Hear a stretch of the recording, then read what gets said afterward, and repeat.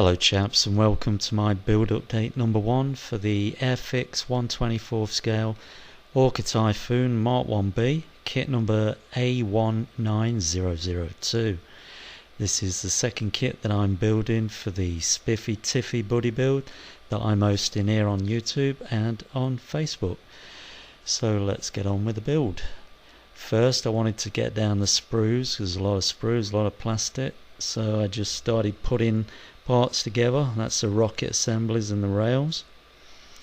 I then got the fuel tank parts that fit into the wings, glued those together. I then took all the parts that make up the propeller, assembled that, then moved on to the pilot. There's all the parts separated, and this slide shows them all glued together. Just some clean up on the seams to do.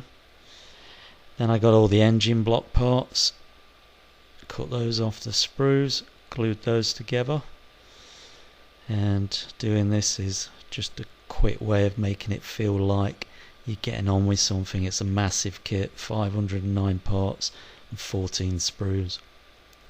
So after the engine block, I then got the parts together for the wheel assemblies and the wheel bay doors, glued those together so they were ready for priming. I then got all the external engine parts, hoses, air intakes, oil tank, etc.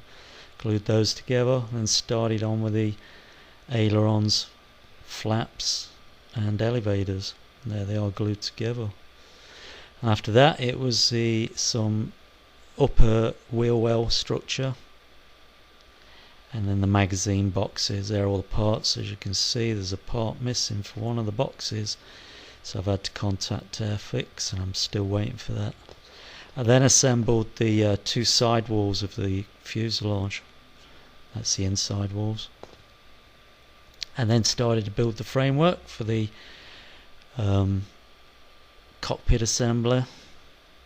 There's a frame around the tub, and then some of the inner parts were put in there. You can see the footboards there. It's another view of it, different angle. The bulkhead behind the pilot seat there. I then cleaned all the parts down with isopropyl alcohol and gave them a gloss black surface primer, Vallejo, for the parts that are going to be given a metal coat. And then the parts that aren't metal coated, they're just black, I gave a grey primer and then airbrushed those black. And then it was on to putting the metal coat on. I used Vallejo metal colour, first time I've done it, and I have to say it's superb. It goes on great and it gives a beautiful finish. And after doing that I started painting some of the coloured areas of the cockpit framework and tub, and did a little bit of weathering on the footboards there.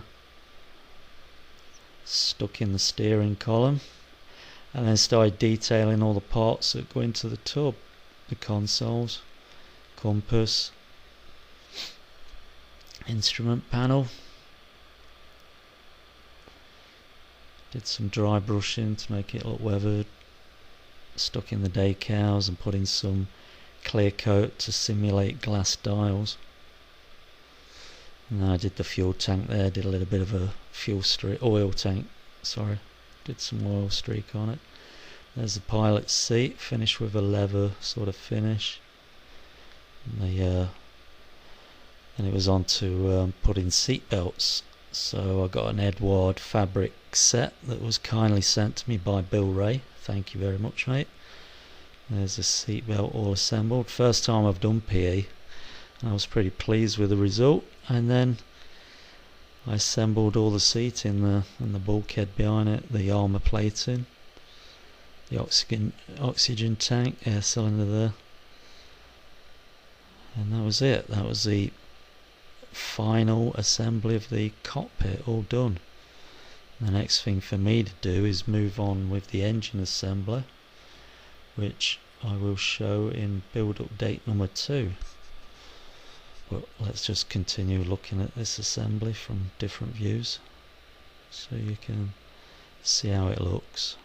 I was happy with it. Especially happy with the PE work. Never done PE, it was really fiddly, but I persevered and I was happy with the result. And I have to say, Vallejo metal colour paint is absolutely brilliant for an acrylic paint. Well, that's the last few, guys. I hope you like what you've seen. I've enjoyed building it so far. So the next update will be, as I said earlier, for the engine assembly, which will fit in the front of that cockpit. So until then, guys, tally-ho, chocks away.